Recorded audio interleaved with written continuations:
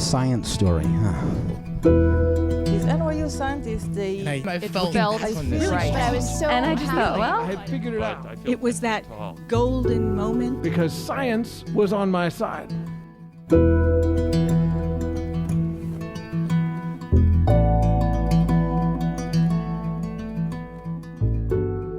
Hello, everyone. Welcome to the Story Collider, where we bring you true personal stories about science. We are your hosts, Erin Barker and Liz Neely.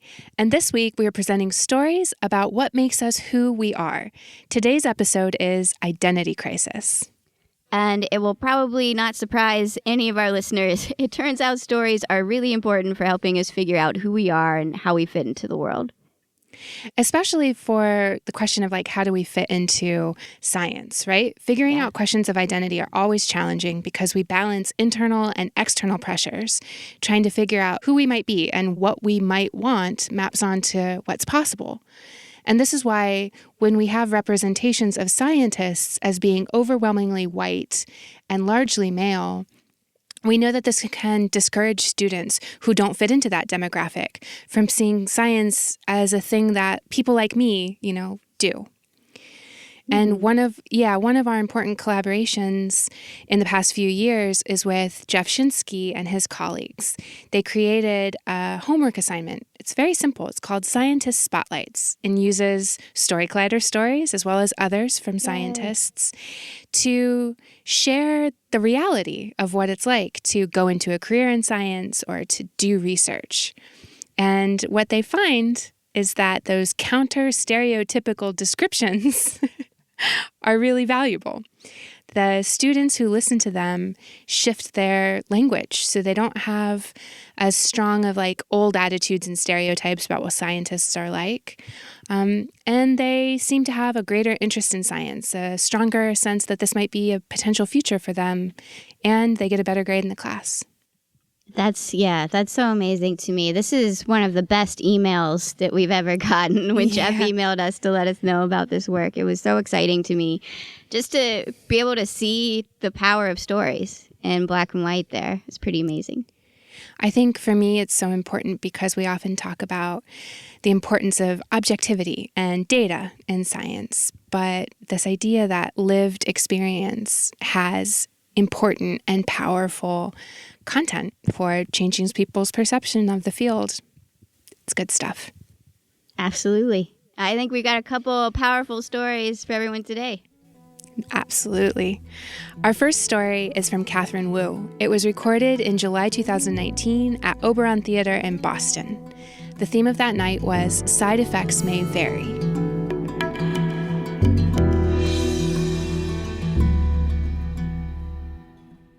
So, even as a kindergartner, I had some pretty lofty aspirations. The day our teacher asked us to draw ourselves in our future careers, I proudly declared to the entire room that I was going to grow up to be a lion. That didn't go over so well. My teacher had to remind me that I was in fact human and I should probably pick a job that, people did. Okay, fine. If I couldn't grow up to be a lion, maybe I could still grow up to write about them. So I drew myself all grown up as a writer. In my drawing, I gave myself a pen, and I gave myself a desk, and I gave myself a big stack of paper, and then I gave myself blue eyes and blonde hair. So it was kind of a weird thing to grow up as an Asian American kid in the 1990s. Pretty much no matter how many TV channels I flipped through, from doctors to shop owners to playwrights, there were almost no faces that resembled mine. And so while a lot of the kids around me could see their future selves donning scrubs or leading board meetings or inventing robots, I didn't have the same kinds of cultural touchstones. And more often than not, when I looked into my own future, I just saw a whole lot of nothing. And when I turned that drawing in to my teacher, she took me aside. "Honey," she said, "what you did here, it doesn't make sense." And she paused, and she had the strangest look on her face, this mixture of sadness and guilt and amusement. And then she said, "Your last name is Wu."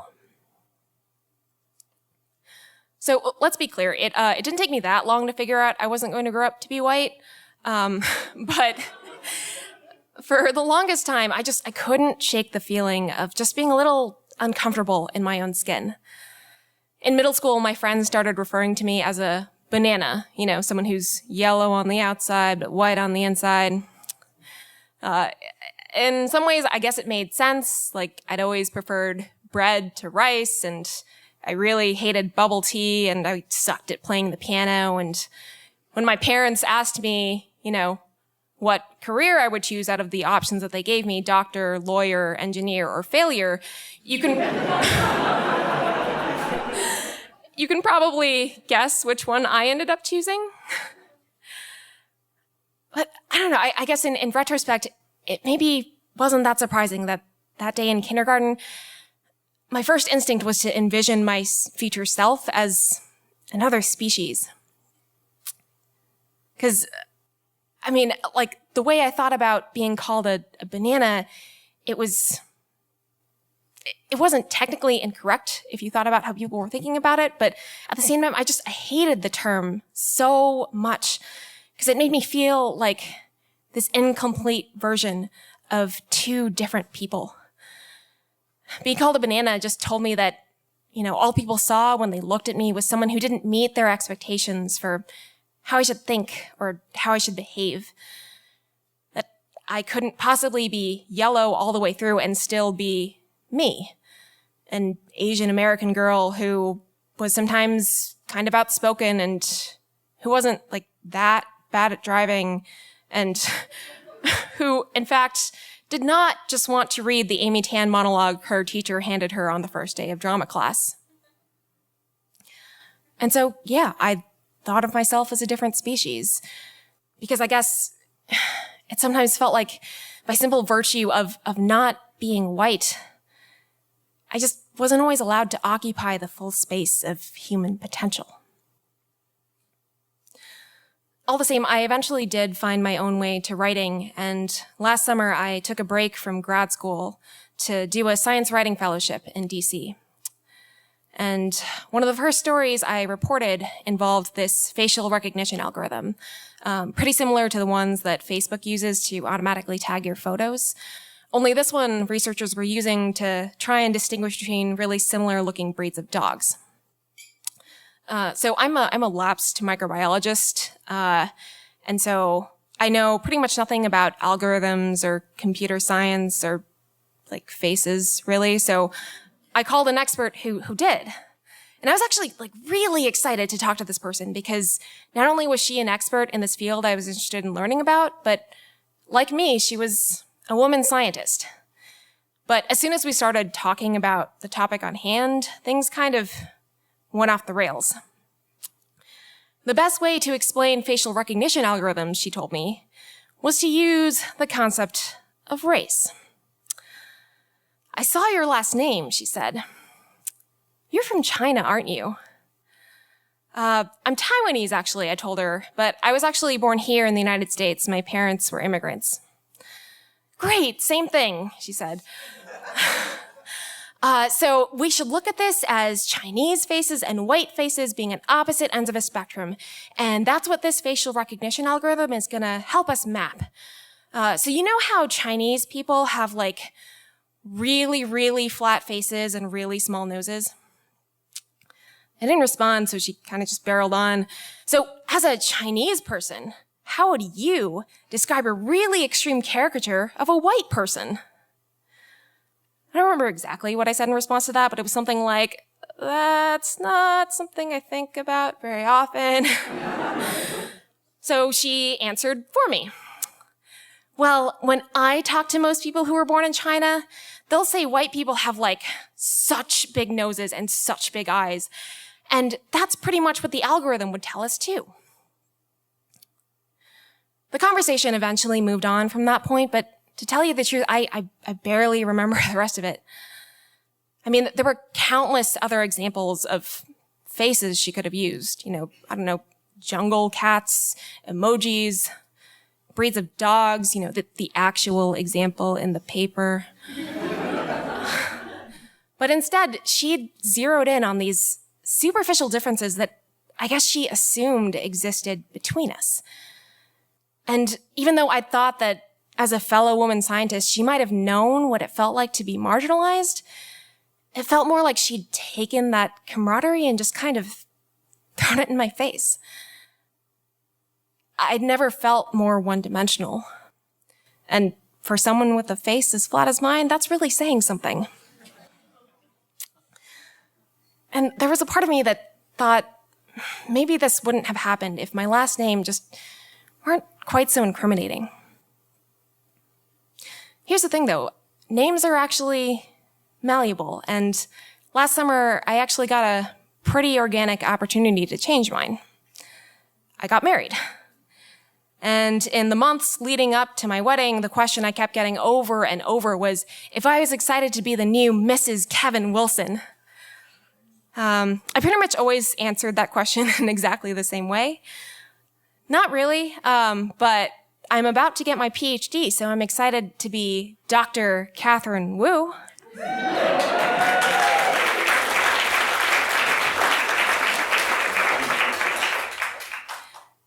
So, I'd actually decided long before I met my partner that I probably wasn't going to change my last name when I got married.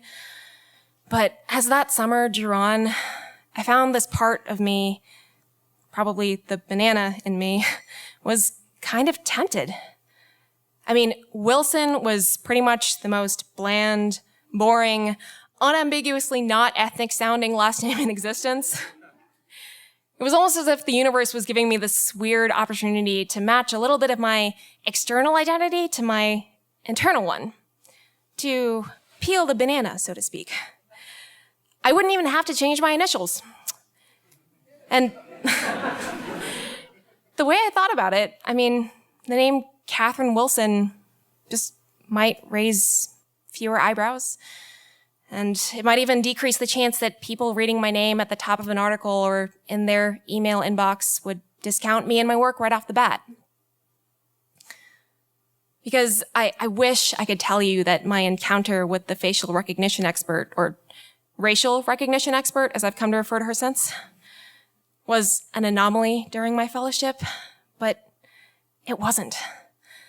As that summer dragged on, my race was brought up time and time again, including one particularly memorable week when this cavalry of Twitter trolls decided it was appropriate to spend multiple days in a row messaging me and tweeting at me, telling me to stop writing fake news about science and just go back to the chop suey kitchen. And by the end of my summer, I was starting to get sick of seeing my own name at the tops of the articles I wrote. But the day I turned in my last piece, one of my supervisors took me aside. And I sat down, not really knowing what to expect. A lecture, praise, stern advice. But she just looked at me and she said, "You're remarkable. I really hope that someday you'll be one of the fellows that we can brag about alongside all those guys who've gone on to work at NPR and the Washington Post." She paused, and she had the strangest look on her face, this mixture of sadness and guilt and amusement. And then she said, "Thank you for not being a white man." She was kidding, obviously, but at the same time, she wasn't. And for the first time in a really long time, maybe ever, I actually felt proud. Proud to be not just a journalist, but a female Asian American journalist. One who might even be brave enough to put her name at the tops of articles she wrote, and in doing so, maybe make someone else out there feel less alone, or at least a little less like a different species. Thank you.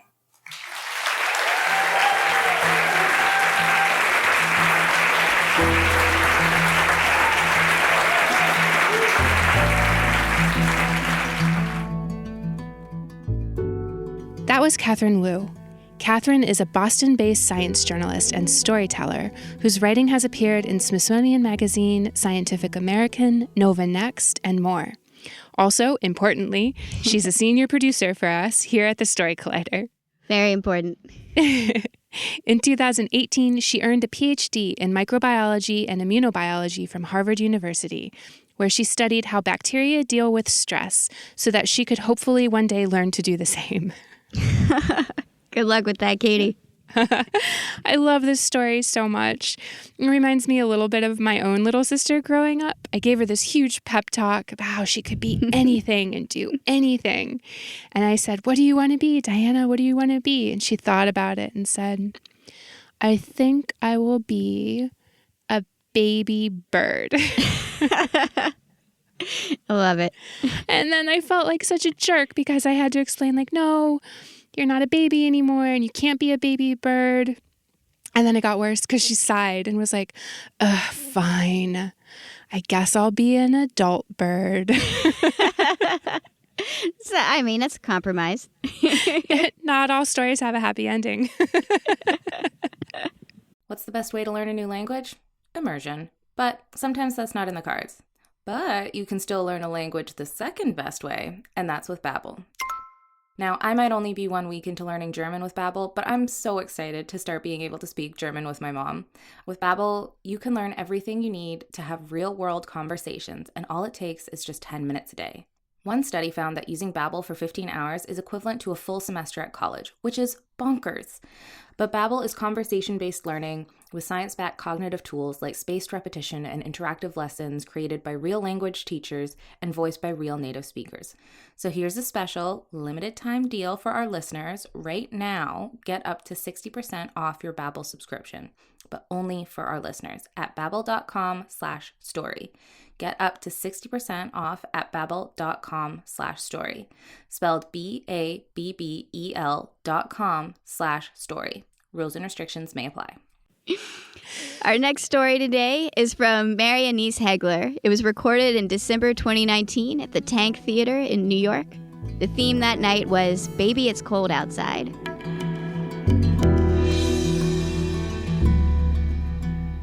So people usually think that I'm taller than I am, which is great for me because I have a brother who's over 6 feet, a sister who's over 6 feet, and a father who's over 6 feet, which means I have a very intense Napoleon complex. But the reason people think that I'm so much taller is because of my granddaddy, my mama's father. He was not very tall either.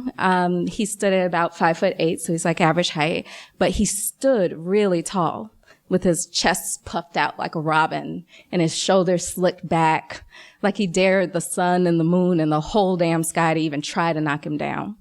And when I was really little, I would imitate him when he wasn't looking. And I got really good at it. And my grandfather was stubborn, he was proud, and respect meant everything to him. So I remember when I was little and my mom used to tell me all these stories about this dog they had when she was a kid and all these fantastical stories that were just so outlandish, I didn't believe them. I went to my grandfather to get confirmation from a serious person. And my grandfather didn't answer my question. He just threw his head up in the sky and was like, "That dog respected me." Everybody did. My grandfather taught me how to play pinochle, which if you don't know is a very complicated, sophisticated card game. So complicated that you don't even use the same deck of cards that you do for every other card game. And he taught me really good. So I can sit down at any card table now and just dominate it.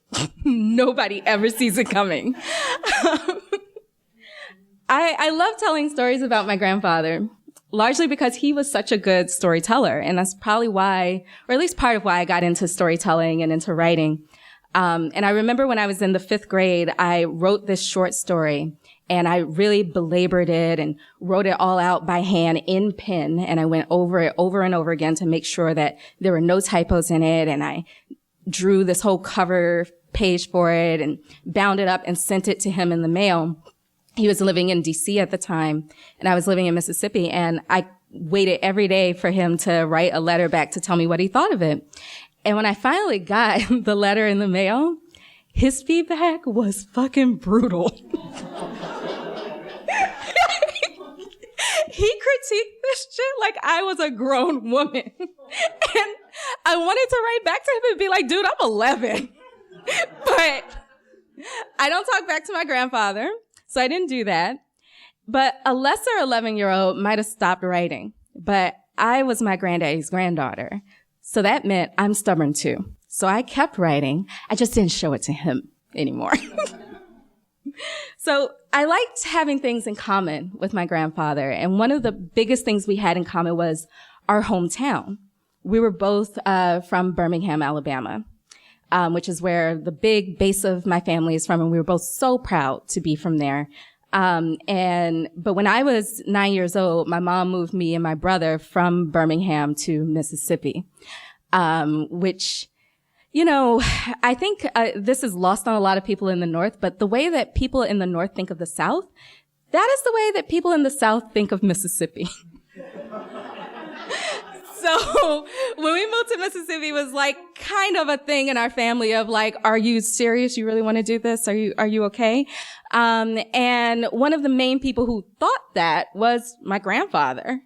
My grandfather always looked down on Mississippi and thought it was, you know, sort of beneath him. So when he would come to visit, he would always like have a lot of shit to talk. And so imagine the injury when he was forced to move to Mississippi when he was well into his 80s and already succumbing to dementia. That was when he had to come live with my mother, by which point I'm already, you know, out of the house. And I held on to that sort of stigma about Mississippi too. Even though I grew up there from the time I was 9 years old, I sort of still looked down on it with my Alabama nose and sort of felt like I live here and I kind of grew up here, but I'm not from here. I'm different. I'm special. I'm like granddaddy. But that all changed for me when Hurricane Katrina came rumbling through the state on the 50th anniversary of Emmett Till's murder. And in fact, one of my favorite stories to tell about my grandfather happened on the day that Hurricane Katrina came to town. So, you know, we all knew it was this big historic storm, as evidenced by the fact that it was even coming to where we live. We did not live on the coast. We lived 200 miles from the coastline. And so everybody's taking it very, very seriously. So imagine my surprise when in the middle of the storm, or close to the middle, like the eye is almost about to pass over where we are. Here comes my granddaddy in his raincoat and his little hat, walking to the back door. And my first thought was, maybe he just got overdressed to go to the kitchen. Maybe he's just going for a snack. I don't know what's happening here. Because again, he's already started to give into dementia, and I didn't want to add insult to injury by, as his granddaughter, bossing him around and telling him what to do. So I just I didn't want to intrude on his autonomy. But then I heard the back door slam. And I was like, okay, I got to get involved. So I got up and went to the back door, and I'm not proud of this, but I yelled at him and told him to come back in the house. And he muttered something about going to feed his hummingbirds because the hummingbird feeder had been knocked down because it's a hurricane. You know? And I was like, Granddaddy, and I was like, all right, just calm down. Just calm down. Granddaddy, it's a hurricane. The birds aren't out right now. And like, he don't even turn around all the way. He just like sort of shoots over his shoulder and goes, you don't know. You're not a bird. And, you know, facts. I am not a bird. So I was just like frozen by that. Like, you got me. And touche. And I couldn't physically get him back in the house. Like, I couldn't even get to him before he was like completely off the porch and then in full view of the wind. So he took one more step, and then Katrina was like, oh, no, you don't. And knocked him clean off balance. And that little proud strut he had going out there turned into this embarrassed little shuffle, and he comes back in the house. And this is before things got really bad. This is before we lost power. This is before we lost water for 3 days, which felt like an eternity. We lost power for about a week. Me and my mom can't agree whether it's 5 days or a full week. And we lost phones for 3 or 4 days. And I say all that because I think when we think about Hurricane Katrina, the disaster in New Orleans, which was absolutely devastating but also very much man-made, the natural disaster in Mississippi gets completely eclipsed. And both of them broke my heart. And it wasn't until the power came back on and I got to see what, Mississippi looked like beyond my own street that I realized that I wasn't exactly like my grandfather. As much as I admired him, seeing Mississippi broken and on her back like that made me realize that I was just as much a Mississippian as I was an Alabamian. And I saw how all of these things I used to look down on, like I used to look down on the fact that the water sometimes would come out of the pipe as thick as mud. And the electricity grid would sometimes just give out with or without a storm. And I used to think that those things were so, I don't know. I guess I was just bougie about it. And then you see how a state, like a disaster like that is completely neglected and wiped out even as it's happening. You understand how that sort of trauma can last for a really long time, how wounds that never heal turns into water that doesn't run and electricity that doesn't work. And I realize that I am just as much of this place and from this place as I am in this place. And I love this place. But then at the same time, I kind of realized I am still very much my granddaddy's granddaughter, because when the groceries started running low and my mama's car was in the shop, I decided I'm going to walk to the grocery store. I'm not going to ask anybody for help. And that is quite a spectacle in our town. Our town is very small, and even though it's very walkable, people don't walk there. It's not a thing that people do. It's a spectacle. So when I was walking home with all of these groceries and my neighbor pulled over and quite angrily demanded that I get in the car and that I ask for a ride the next time I need a ride, and I looked in his face and realized I had actually insulted him by not taking up his generosity and not calling upon his kindness. I didn't know how to explain to him, yeah, but I'm my granddaddy's granddaughter and I'm stubborn. But I did learn from that, and I did ask for a ride when I needed one to the airport to go back to college. So my granddaddy died in 2012. He was 93 years old. He would have been 100 this year. And we still keep the hummingbird feeders on the back porch for him. And my favorite thing to do when I go home is to sit back there and remember him and remember the first and the only time I ever yelled at him. Thank you.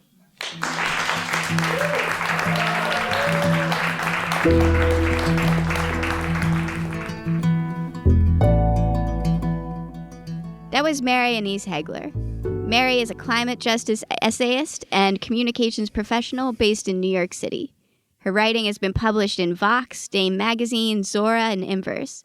She writes regularly on Medium and rants almost daily on Twitter. Which is how I know her. And when I saw her pop up in the Story Collider lineup, I was so excited. I was like, I know her.